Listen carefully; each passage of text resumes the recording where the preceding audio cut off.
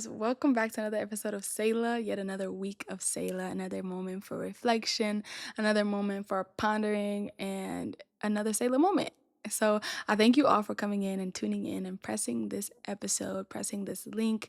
However, you got here, I thank you for being here.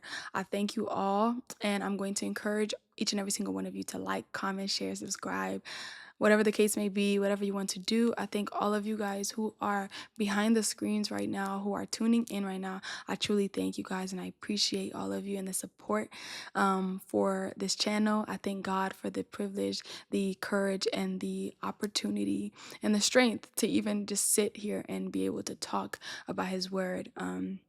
Especially in the day that we live in now. And so, yeah, without further ado, I wanted to touch on today's today's kind of pondering and reflection moment today. I wanted to talk about seasons, not just like in not just like in like a specific type of season you may be going through, but in general, like what seasons are and what they mean in a Christian's walk and in a believer's walk and in a believer's heart and a believer's life, what they stand for and what they're meant to do and why they're there, in a sense. Yeah. So I wanted to touch on that and kind of talk about it, reflect on it, and yeah, share my revelations and what God has shared with me about seasons and what place they hold in a believer's life with you guys. So yeah, so I wanted to start with just defining what a season is.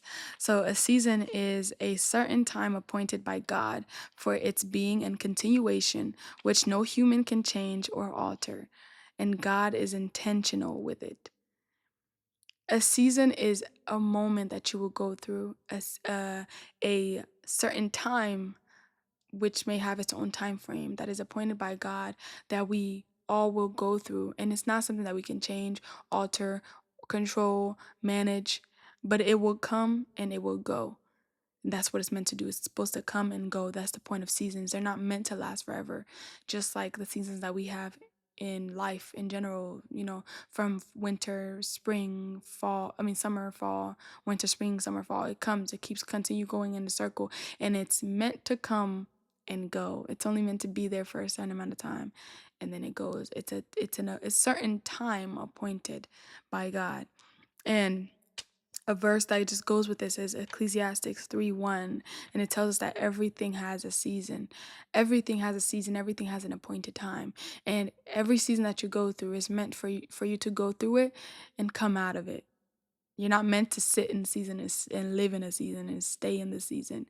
Because imagine how it would be if we just lived and stayed in winter. Now, there are some places in the world that are forever cold, but even in their cold, there are seasons of the cold, right? And so I wanted to say that not every season is meant to feel good, but each one is meant to change you. It's meant to evolve you. It's meant to move you. It's meant to have an impact on you. The season don't just come for no reason. It's appointed for a reason. And God doesn't work by chance. He doesn't work by coincidence. He doesn't work by any of that. And so because God does not work by coincidence or by chance, every single moment that we will go through, every single appointed time that we will go through or walk through, every single season that we find ourselves in was there for a reason. God meant for it to be there for a reason. And that reason may be like where you are in the moment and what season that's needed for you in the moment. And that's why God is intentional with it, because he knows each and every single one of us and what we need at the moment. And so he appoints a specific time for us to go through so that it can evolve us for the better and never for the worse. And so one thing about seasons is that they all have a night, they all have a day, they all are either cold or either hot. They all have their own appointed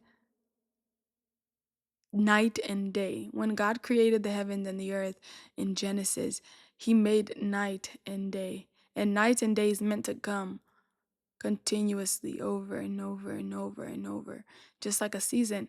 A season itself also has a night and it has a day. It has a good and it has a bad. It has a cold or a hot. It has its own thing always. You can't just decide that, oh, 2026, we're not going to have winter. 2026, Ohio is not going to see snow. You can't just decide it. That's why a season and that appointed time that God puts, it's no one can change or alter it or manage it. Because I know us as humans, we love to manage things. Okay. I went and got a degree in it. I know. Right. We want to manage everything, but seasons cannot be managed nor controlled. They can't be altered. So even if you have a degree in operations management, you cannot manage this one. You can't manage seasons. God is the only one who can manage it because He's the one who appointed it. He's the one who appointed it. And because we can't change it, we just have to adapt. The only thing we can do is adapt. And the adapting is changing our clothes. I remember my pastor, I know y'all love him because I always talk about him, but my pastor once preached on this. He did a sermon on this one day, and truly I was doing reflection this week, and I was like going through all my old notebooks, and I kid you not, I have like over 15 notebooks. I don't know why.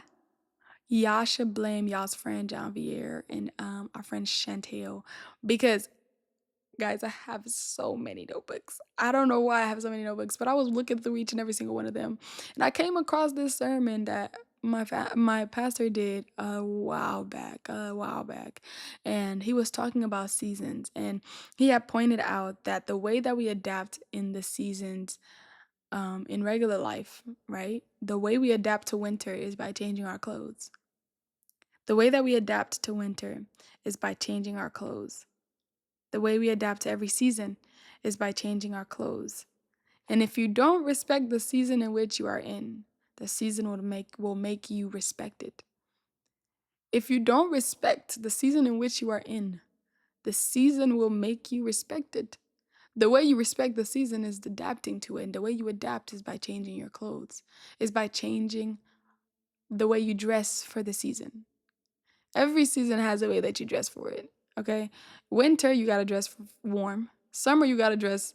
Now you don't gotta go naked, but capri shorts, something warm, thinner clothing, short sleeve short shirts, sandals maybe.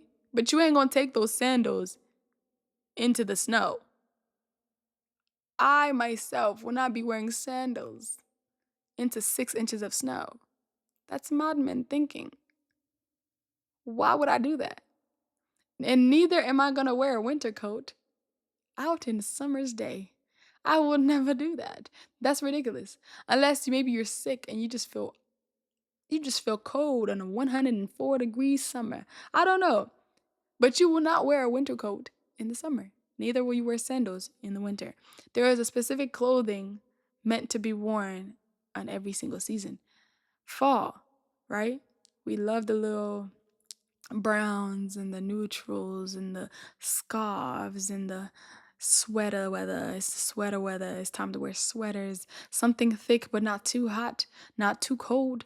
And our little, the leather boots or our leather, thigh high boots. We could wear our, it's a specific clothing you wear for fall. It's not too warm. But it's also not too cold because it's a little chilly outside. The wind has started to blow. The leaves has fallen, and it's time to put on a little warmer clothes than what you had on in the summer. Even in the fall, you will not find me wearing a tank top. Even in the fall, you will not catch me wearing sandals because the wind has started blowing and it has dropped below 80 degrees. It has dropped below 80 degrees. It has dropped below 70 degrees. If you live in Ohio, it has dropped below 40. So I'm not wearing sandals anywhere during the fall. Once I see the leaves has fallen, it's time to change out my closet because I can't wear what I wore in the summer into the fall and winter. And mind you, especially like I said, if you live in Ohio, fall and winter are kind of merged. You won't notice when the season changes. You won't notice when fall has left and when winter has started. Especially in this year, November, no, August, September, October, November was 1 month. That was all 1 month. It was like October, November, December. That's what it was. There was no in between those months. Not just from the time that the way the time just flew by, but also the season was merged. I don't even think I saw fall. I don't think I saw the season of fall, honestly, this year. Honestly, we came from summer to winter. That's what happened. But anyways, enough rambling. But yes, so I wanted to talk about the different seasons that we go through in life and also just the seasons that God puts us through and how they correlate. Because the best way to put things is in ways that we understand, because then we can go back to it, right? And this is exactly how my pastor put it as well. And, I always just be pulling from him because he just a very wise man. And so I wanted to read Colossians 3:8 to 10 to speak to open up Colossians 8, if I can find it. Colossians 3:8 to 10. So Colossians 3:8 to 10 says, "But now you yourselves are to put off all these: anger, wrath, malice, blasphemy, filthy language out of your mouth. Do not lie to one another, since you have put off the old man with his deeds, and have put on the new man, who is renewed in knowledge, according to the image of him who created him." I'm going to read that again. "But now you yourselves are to put off all these: anger, wrath, malice, blasphemy, filthy language out of your mouth. Do not lie to one another, since you have put off the old man with his deeds, and have put on a new man, who is renewed in knowledge, according to the image of him who has created him." Even this verse tells us that we got to take off some clothes and put on some new ones. Take off some clothes and put on some new ones. I think that is the essence of our walk, because we're constantly doing that. We will constantly be changing out our clothes, because God doesn't call us to stay in the same glory. He calls us to move from glory to glory to glory. He doesn't want us to stay stagnant. So you will continuously be moving. You will be changing the clothing of your mind because you will mature. You will be changing the clothing of your heart because you will grow stronger and more diligent and more faithful. You will change the clothing of your physical because you're growing into a new creation in the image in which He created you in. You're continuously going to grow. And just like when you were 5 to when you're 24 years old, you're not wearing the same shoes that you were when you were 5. You can't, because you grew. It's because you grew, you got to throw away the old shoes from 5. You got to throw away the old shoes from when you were 17. Now, I've been wearing the same size since I was like a senior in high school. But that's besides the point. I just don't grow. Okay, that's besides the point. But when you were wearing a smaller size, once you grow, you throw it away. There are certain pants that don't fit me anymore. I can't keep them. There are certain shirts that don't fit me anymore. I cannot keep them. I can't keep it. That means the things that you received from last season, you don't take with you in the new season. You leave it behind and you move into a new glory. You leave it behind and you move into a new glory. But one thing that God also does is He tells us to preach, to speak what we've learned, to share revelation, to share in testimonies as well. So even though just that, and that reminds me of like hand-me-downs, right? I have some clothes from my big sister that, she used to wear, and she gave it to me because it don't fit her no more.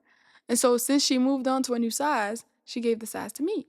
She gave the old ones to me. Or I have some things that don't fit me, so I give to my younger sisters and some of my nieces too, because I'm a little small. So it fits them. Don't judge me, okay? But I pass it down to them. And so that's the same thing that we do with our knowledge and wisdom. The same wisdom, the wisdom that God gave you today, you pass it down to those who are younger than you, and you move into a new wisdom. You change your clothes, right? You change your clothes, you pass it down, you change your clothes, or you throw it away because it's no need, it's no use, it's of no use, and you move up, you move on up. And so clothes can be a metaphor, right? It can be a metaphor for habits, for the things of the old. It could be a metaphor for your mindset, your way of thinking, certain people, certain things, clothes, right? There's certain things, certain habits, experiences, tragedies, pains, um, things that you may have sat in last season that when you're going into summer you can't take with you. And so those things need to be left behind. The old habits needs to be changed. The way of thinking needs to be changed. Your mindset needs to be changed. It needs to be changed. You need to evolve. It says renew. We have to go into a renewal of mind. That's what the Bible says. It says that we must not conform to the world, but we must be transformed by the renewing of our mind. Means our minds even gets renewed. That in here in Colossians, where it tells us that you must put away of these things, the anger, the malice, the blasphemy, all these things, filthy language. You put it away. You put on a new body because you are becoming a new creation. So every single time you evolve and you mature and you come from glory to glory, you put on something new.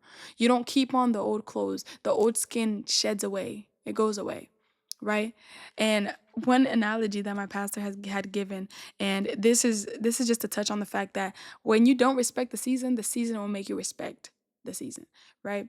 He has said when you're going into winter and you decide to keep on those sandals from summer, right? You continue to wear them and you decided to walk outside one day into 6 inches of snow. Because mind you, this is winter time. You have sandals on from summer. You walking into the 6 inches of snow. You continue to walk in those sandals in the snow. You're gonna get frostbite in your toes. You're not gonna feel them anymore. I promise you're gonna come back and you can no longer feel your feet. You can't feel them anymore. Matter of fact, you're gonna get sick. The season is gonna make you respect the season in which you are in. It's going to hurt. Just like it hurts trying to fit into your 5-year-old shoes as a 24-year-old. The shoes won't, matter of fact, they'll probably only fit your toes for real, if I'm being honest. But if you try to fit into a size 6 that you wore when you were 14 and you wear a size 8, it's going to hurt when you walk. As you take a step, it's going to be painful. It's going to be painful trying to fit into those shoes in which you wore it 2 seasons ago, 2 years ago. It's going to hurt trying to wear sandals in the winter because you're going to get frostbite. Your toes is exposed. You're meant to wear closed toe shoes. You're meant to wear boots. This is what you can't go, you just can't. So the winter is going to tell you it's going to tell you what season you're in. It's going to make sure you know what season you're in, because why are you wearing sandals? Why are we doing that, right? Um and so some seasons prepare you in silence before God presents you in public. And this reminds me of the story of Joseph.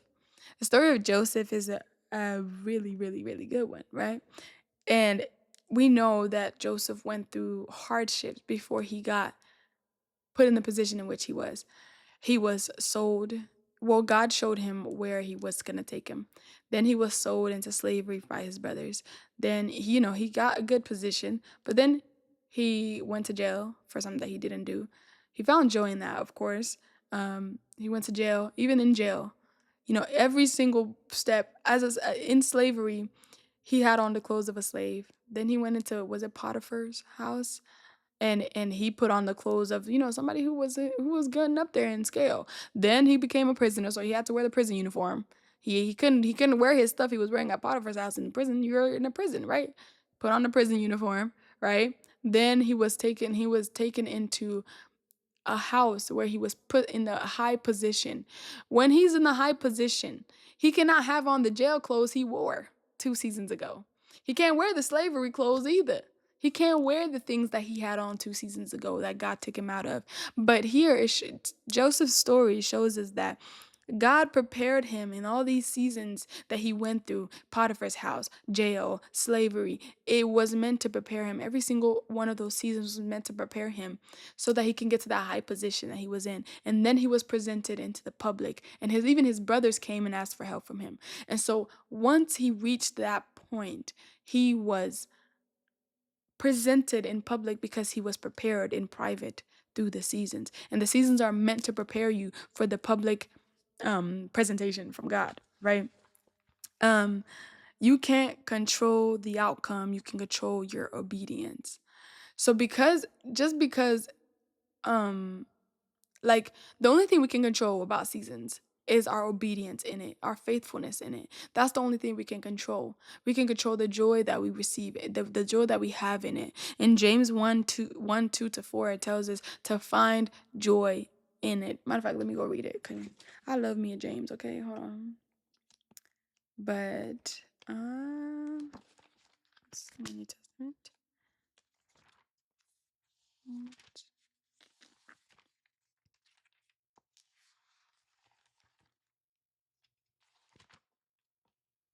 So James 1, chapter 1, James chapter 1, verses 2 to 4, it says, My brethren, count it all joy when you fall into various trials, knowing that the testing of your faith produces patience.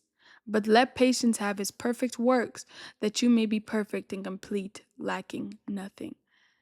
So in the trials, in the seasons, the only thing we can do is control our attitude, we control our patience, we control our faithfulness, we control our emotions and the way that we look at it. We control our outlook on life when we're going through trials and tribulations.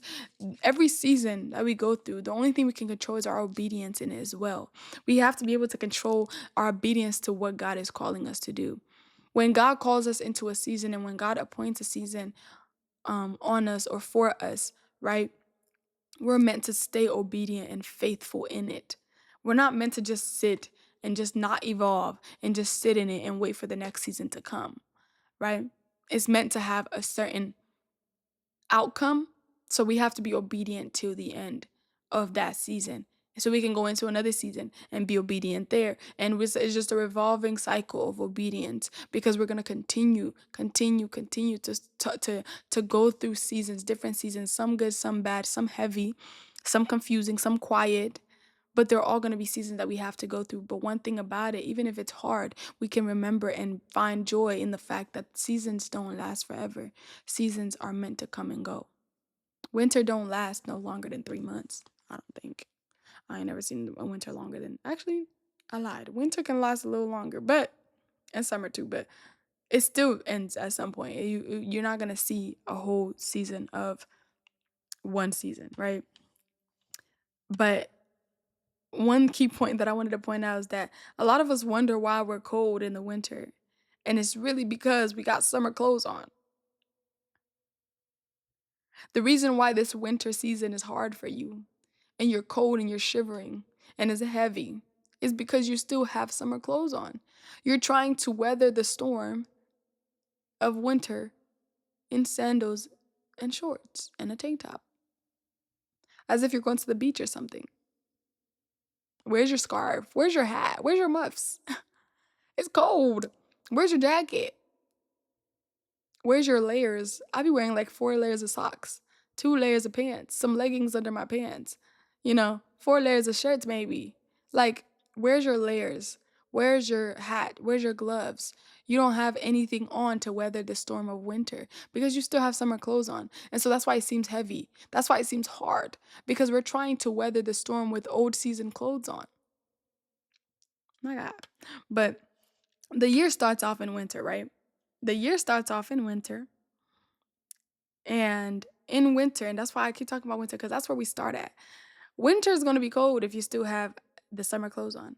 It sure is going to be cold if you got that sheen coat on. It's going to be so cold. Oof, shivering. You're going to be so cold in that winter with that sheen jacket on, boy. You got the wrong attire on. You didn't get the memo that the season had changed, right? But the season starts in winter. And this is a season of teaching and it's the season of testing. It teaches you to trust and depend, and it teaches you patience and long suffering. Winter is meant to teach you endurance and long suffering because it tests and tries your faith and your faithfulness. Most people misunderstand this season though, because we think that we think of it like cold and death and you think of it as like it's cold. Nobody wants to go outside. It's a bad season. Like nobody, other than Christmas and Thanksgiving and things like that that happen in the wintertime. It's like, well, not Thanksgiving. Thanksgiving is in the fall. But other than Christmas and New Year's and those holidays, winter is kind of looked down upon, it's misunderstood.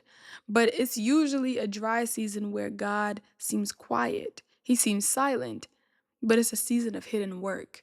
It's a season where seeds are growing underneath the snow. It's a season where there is things that are being planted underneath the snow. This is a season where God may seem silent, but He's doing hidden work in the background. He's doing hidden work behind the scenes.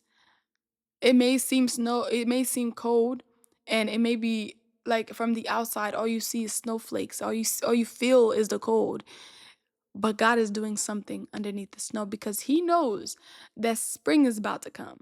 So he something has to be planted in the winter. The winter time is where you can hone and harvest, not harvest, but hone and just plant the things so that when spring comes, you have something to harvest. You have something to reap. You have something to take out of it.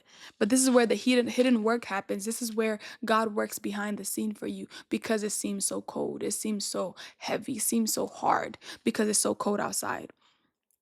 But the soul the soul in a spiritual winter is being strengthened in spirit, just as seeds beneath the snow are waiting for spring to come forth.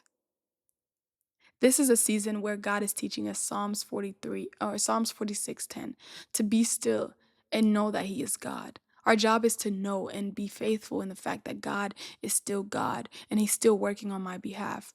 This is the season of being still. This is the season where God reminds us to stay still and allow him to do his work. Find joy in the cold. Allow him to do what he's supposed to do underneath the snow. The seeds are still under there. Even though there's snow on the ground, there's still seeds in the under the dirt, right? There's still seeds under the dirt. It's just like, for example, the 3 days in the tomb for Jesus, probably for the outside seemed like, oh my gosh, he's dead. It was probably time of mourning. That's the time where people would do mourning. It was probably a time of sadness, a time that was heavy, a time of mourning. But that was the time that Jesus was receiving victory. The 3 days in the tomb were not just a cold time. God was preparing him to come back for the resurrection. This was a time of preparation for the resurrection. He went down and got the key in those days. He received victory in those days, and he came back in resurrection on the third day. So even though on the outside it was just sad and it was gloomy and it was mourning, God was doing something behind the scenes. God was doing something in the background. We just didn't see it because of all the snow and all the flakes and all the things and all the mourning and the sadness. We just can't see it. But God, even though we can't see it, God calls us to be still because he's doing something. He says to be still because he's doing something, right? And then after winter comes spring. Spring is a season of potential planting, of potential planting and promise. This season is a season of new beginnings. This season is where the seeds that were planted in secret in the winter now spring forth. They come and they find the light. They are now blooming. They are blooming. Spring is really pretty. All the flowers start coming. The trees are budding. The leaves are coming back. It's starting to become a little vibrant outside, right? It's starting to look nice. And it signifies a rebirth, just as the Bible calls us to a new creation. As we read in Colossians, the Bible calls us to come into this new creation, into this new creation that that like God calls us to, the one that reflects the image of God that he made us in, that he created us in. And so spring is a time where this is not a time to play though. This ain't a time that you just be lollygolling and doing your shenanigans. It's a time where you're supposed to sow because the time of reaping is tomorrow. This is a time where you sow. This is a time where you start like, gardening. You're in the garden working. This is where you're supposed to be putting the work in because summer is coming. Summer is coming in like 3 months. It's time to start sowing so you can have something to harvest in the summer. This is a time where where things are things the thing about spring is that though we get a little glimpse of heat after the winter, we forget that the rain is coming. The thing about seeds, right? The thing about plants, they need water, sun, soil, love, and attention. I learned that one from my teacher in high school. But they need water, soil, and sun, right? So in the spring, the seed was already under there. from winter because God was planting it right in the secret. You're gonna sow it in the spring. This is where you do work. This is where you're working. You're maybe growing in your faith. You're growing in your prayer life. You're growing. You're supposed to be sowing those things, making sure they're planted, so that when it's time to harvest the fruits of your labor in summer, harvest the fruits of your prayers, harvest the fruits of your hard work, your faithfulness, harvest the fruits of what you've been doing in the spring, that you have something to harvest, right? But seeds need water, sun, and soil. The soil was there in the winter, but in the spring it needs water and sun. So just because we see a glimpse of the sun come up after winter and we're like, ooh, a little bit of heat, we have to remember that the rain is coming. So we have to remember that's not time to play. It's going to be some times where it's going to be hard in the spring too. Just because it looks bright, we can't forget that there's work that needs to be done. We need to stay faithful. We need to stay prayerful. We need to stay in our word, because we need to start growing. We need to start growing these seeds that was planted in the winter. We need to start growing them. We need to water them. We need to make sure they get rain. Even if the rain is hard, even if it seems gloomy, even if it seems like it's too hard, we need to continue to water them. We need to continue to give it sunlight, okay? Because they need to grow so that you have something to some fruits to harvest in the summer. And then and then we and also the rain that I'm mentioning, the water that I'm mentioning, that is a metaphor for tests and trials that may come, even though there is a sun out. Even though the sun is out, you may still experience rain. You may still experience trials and tests, because the seeds that you are harvesting right now, they need that. Just the same way your faith needs trials, your faith needs tests, because how will you know that the faith is real if it doesn't get tested? How will you know that the faith is strong if it doesn't get tested? How do you strengthen your faith without testing it? Just like the story of Abraham, how would God, because God, when he told him to bring Isaac, he said, because you haven't withheld your son from me, I know that you love me. Your faith is tested through trials and through the rain that comes during the springtime, even though the sun is out, right? Even though the sun is out, even though your seeds are growing and they're harvesting, God still needs water to water those seeds so they can grow. He needs to water your faith so it can grow.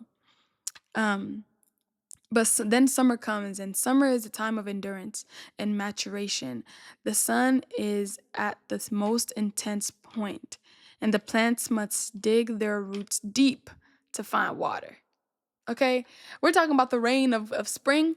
Summer, there ain't no rain. There might be rain here and there, but there ain't much rain. So this could be a season of drought. This could be a season of intense heat, because the sun is at its intensest, the most intense point of the year. And so it's so hot that the seeds needs extra water, so they got to dig their roots deep to find water. So these seeds, that's why what you do in the spring is so important. It has to have dug roots so deep that when the summer comes and there may be a season of drought, it can find water still. It can still find water so that it can continue to grow. And this is a time of endurance. You have to stay faithful, remain faithful in that prayer. Remain faithful in your word. Remain faithful, because it's getting hot. It's getting super hot. It's scorching hot outside. It's scorching hot outside, but summer often feels like a grinding season, a season of perseverance. This is a time for consistency, where you reap what you sowed in spring. This is a time for consistency, because this is go get it season. This is go get it. This is grinding season. This is a time to go harvest what you've planted in the spring. This is a time to go after what God has called you to. This is a time to run after your purpose. This is a time to stay consistent in the word. This is a time to, because this is a time that isn't as gloomy. So you have to get and receive everything that the Lord is giving you and keep it consistent. Keep it consistent, because if you don't, you may lose what it is that you sowed, or that you sowed in the spring. You're harvesting it, but what it is that you're harvesting, you're supposed to stay consistent in it. If you planted a YouTube channel in the spring, you have to stay consistent in it in the summer. If you planted a prayer life in the spring, you have to stay consistent in your prayer life in the summer. If you planted, oh God, I want to be more heavier in my word, you have to stay consistent in your word in the summer, or else the drought is going to get to that plant and it's going to die. You have to stay consistent, and that's why it's the season of endurance, because the sun may dry it out. It may dry it out. The drought might get to it. I ain't gonna lie to you, you might get to it. So we have to really we have to endure for sure. We have to endure and have endurance and perseverance because we have to continue to stay on the grind in the summer. And here our faith isn't proven, or here our faith isn't proven by how loud we praise, but how faithful we continue. Our faith won't be proven here by just praising the Lord and worshiping Him with a loud voice. But here, because it's grinding season, it's gonna be proven by the fact that we continued.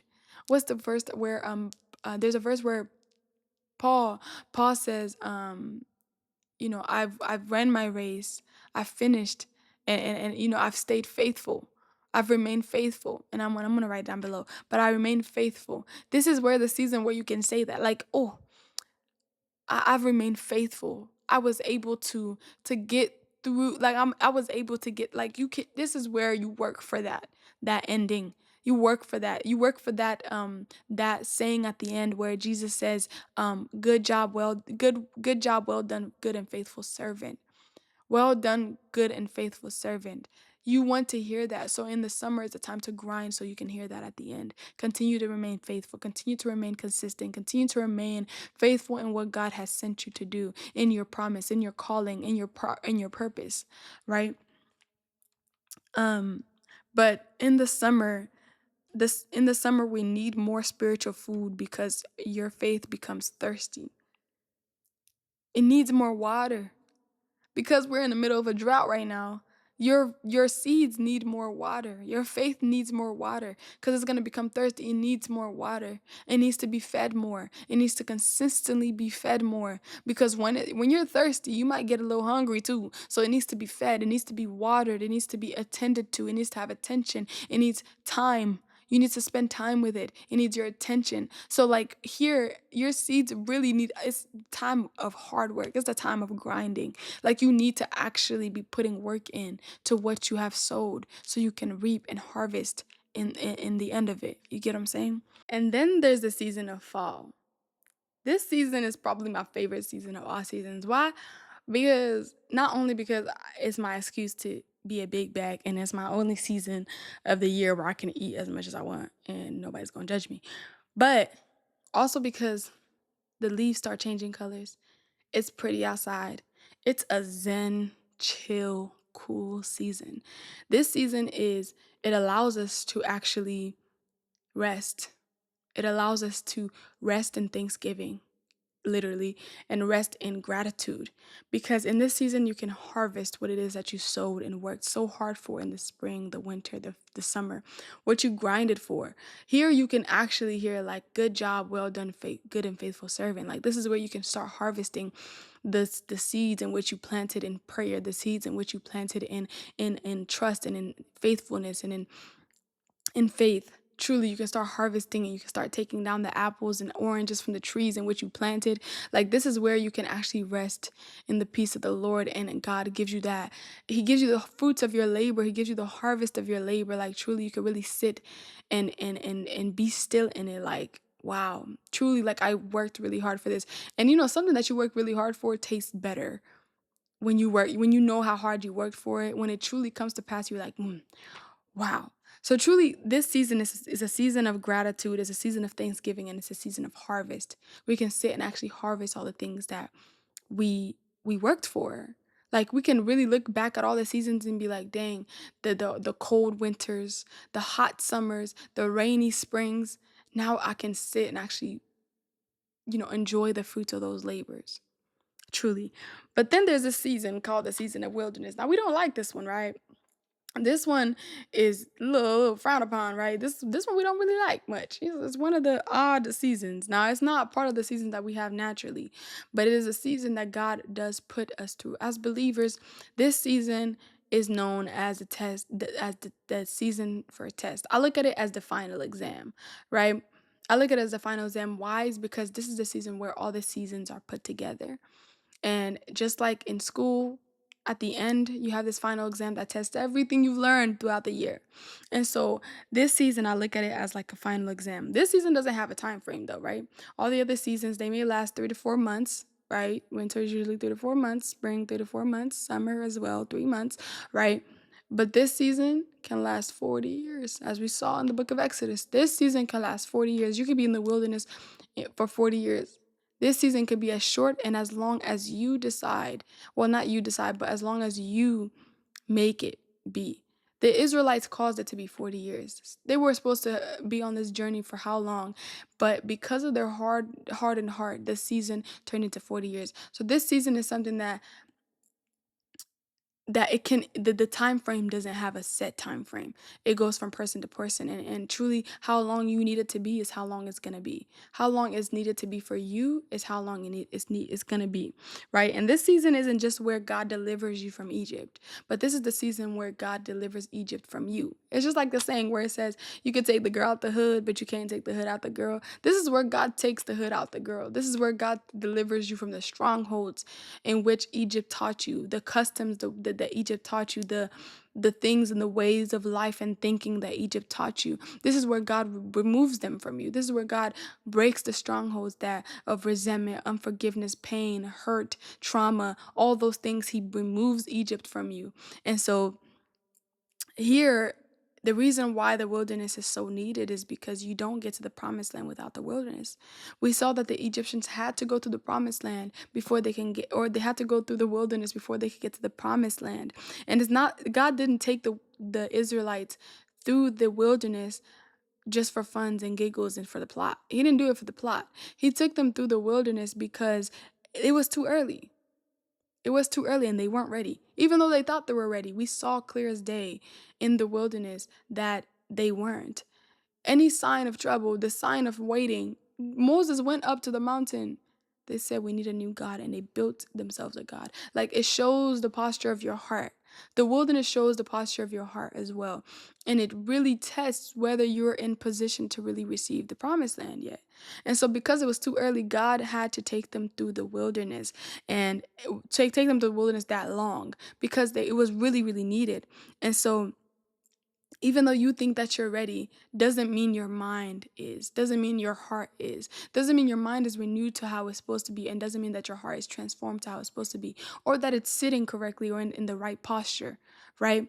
And so when I think of this, as, like I said, school. You can't just go to the dean of the school and be like, hey, yo, I'm ready for my degree. I'm ready for my degree. Give me my degree now. Like, I've learned everything there is to learn. I'm ready for my degree. Neither can you go to the BMV and tell them, oh, I'm ready for my driver's license. Give me my driver's license. I know how to drive. That's not how it works. For them to give you your driver's license, or for them to give you your degree, they have to test the knowledge, test the wisdom. They have to test your ability to actually drive. They have to test your ability to put all the things that you've learned this year together through a final exam, through an exam, a series of exams maybe, for them to actually test and see, hey, is this person really ready to go out into the outside world, to go into their career and actually apply the things that we've taught them in this time that we've been with them in school? Do they have the equipment? Are they equipped enough to actually go and thrive in their career? For your driver's license, they have to test whether you can drive at the speed limit. They have to test whether when you see a stop sign, you will stop correctly. They have to test if you know how to stop on time, right? They have to test and see if you can obey the rules of the road. God has to see if you can walk in obedience. When he tells you to move, you move. When he tells you to yield, you yield. When he tells you to go slower, the speed limit has changed. Can you go according to the speed limit? They have to test the rules of the road. Can you yield to pedestrians? When it says bike lane, are you driving in the bike lane? Because some of us do it. I've seen it. And don't say you don't. Like, he's going to test that, right? He's going to test and see, are you able to obey the rules of the road? Are you able to stop when the light is red? Or not go faster when the light is yellow? Because it says slow down, right? So God tests and sees if we're able to obey and go according to the rules of the road, right? And this is how God really tests and sees if you're ready for the promised land, because you can't take Egypt into the promised land. You can't. It's impossible. It's just like how you can take a clown and put him in a palace and on the throne, but that doesn't make him a king. It makes the palace a circus. Because before you put the clown into the palace. You have to take off his clown clothes, take off the clown mentality, change his mindset, take off the red nose. Like, the clown can't sit on the throne and then automatically the throne he becomes a king. No, you change his attire, you change his clothing, as we've been talking about, his habits, his way of thinking. You change it and then you put him on the throne, and then maybe he will become a king. But if you just put him on there as he is, the palace is going to become a circus. He's going to be a king of a circus, yeah, but he ain't going to be a king of a palace. You can't just take it and put it on the throne and it becomes a king, right? You have to change the mindset, change the transformation, like transform the heart. You have to change the mindset in which you're thinking before you can actually enter the promised land and be equipped, right? If God puts you into the promised land with the same mindset of Egypt, you're still the same person. You didn't change. You're not even equipped for the promised land. You're not even equipped enough for the promised land. But with that being said, I really wanted to point out that we have to make sure that we change the clothing that we are wearing according to the season in which God has us in. We have to change our clothing change our clothing according to the season in which God has us in, right? Because we can't just walk around putting sandals on in the winter and think we're not going to come back with frostbite. Our toes are going to be frozen. They're going to be numb, right? And so truly, I pray that we're able to ask God to give us discernment to know what season we're in and to be able to know when the season changes.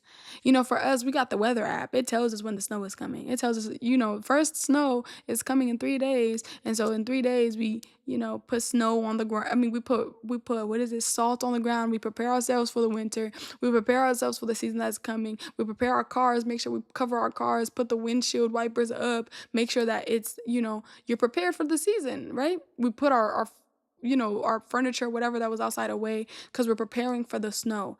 And so I that's up to us to really ask our weather app, which is God, to ask it to really give us that discernment to be able to know that winter is coming, to be able to know and prepare us himself, that prepare us for that season that's coming, prepare us for the rainy springs, prepare us for the hot summers and the wilderness, and prepare us for the wilderness that we're about to go through before we reach the promised land, truly. So yeah, with that being said, yeah, even in that, like, we have to remember, guys, stop trying to fit into them shoes. Stop trying to fit into the size 5 shoes. They don't fit you no more. Put them away. Give them to somebody else. They don't fit you anymore. You can't keep trying to squeeze into those shoes from last season. You got to change them. You've grown. Your foot is bigger. Your foot is supposed to take a bigger size. And so we need to change our shoes. Madam, the size 0 don't fit you no more. Size 2 don't fit you no more. Get some new jeans. I beg. It's time to get some new jeans. It's time to get some new shirts. Them shirts look like tank tops on you. They look like a crop top on you. It's not your size anymore. It's time to change our clothing because we're going into new glory from glory to glory, for real. So, like, as we're growing, our clothing has to grow with us, or else we're gonna look like we're wearing baby clothes as a grown adult. Guys, we need to change our shoes. Stop trying to squeeze into the shoes and the clothes from last season, and stop trying to wear that jean jacket. You're gonna be cold. Stop trying to wear that thin jacket in the winter. You're gonna be cold. And stop trying to wear sandals in the winter. You're gonna get frostbite. And stop trying to wear the jacket from winter in summer. It's not the season for that. We have to be prepared for each season. We have to be equipped for each season in which we're walking into it as we step into it, right? And with that being said, that leads me to the Selah question of today, the Selah question of this episode. And so I really wanted us to really reflect on this one for real, because it's very important to be aware, self-aware of ourselves, and also to allow God to do what he needs to do in every single step that we take, right? And so the Selah question is, am I fighting the season in which I'm in, or am I allowing God to shape me in it? Am I allowing God to change me in the season I'm in? Am I allowing God to change my clothes? Am I allowing God to really move me from glory to glory? Or am I fighting the winter because it's cold? Am I fighting the summer because it's scorching hot? Am I fighting the rain in the spring because I don't like gloomy weather? Like, am I fighting the season, or am I actually allowing God to really change me and form me into the person that he needs me to be? Am I allowing him to do what he's supposed to do and transform my heart truly and change my mind and renew my mind? Am I allowing God to move me into the new creation that is created in the image of him in every single season? Am I allowing him to do that? Like truly sit and reflect on that, because we could be really be trying to fight the season in which we're in. That's why we're trying to squeeze into them shoes and wear the same size from last year. We're trying to squeeze into a season that we're not in anymore. It's time to move to the new season, and seasons are changing. They change. They always change. They're always going. They're revolving. And so you need to revolve with it. You have to move with the season. Where the attire for the season is always moving. So we have to really adapt as the season comes and truly ask ourselves, am I adapting how God wants me to adapt in this season that I'm in today? In the season that I'm in, am I dressed correctly? Am I dressed appropriately? Am I dressed for the season? Am I cold because I'm not wearing the things that I'm supposed to be wearing? Is that why it's so hard? Because when you wear sandals in the winter, it makes the winter harder. Though the winter is hard itself, you're making it harder because you don't have the right clothes on. So truly, truly, truly, I encourage all of you guys to really reflect on that and reflect on this episode of about seasons, you know. Um, but that's it for my yap session, guys.